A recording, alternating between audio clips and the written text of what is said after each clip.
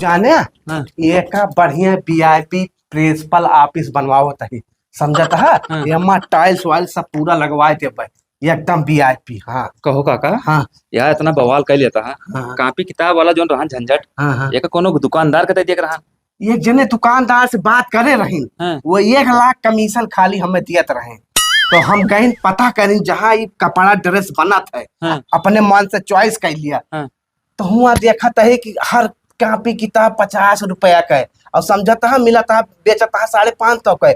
और जानता है ड्रेस पन्नी आए खाली पन्नी पेवर टेरिकाट 100 रुपया का, और हिया से तू काटन के पैसा लिया है।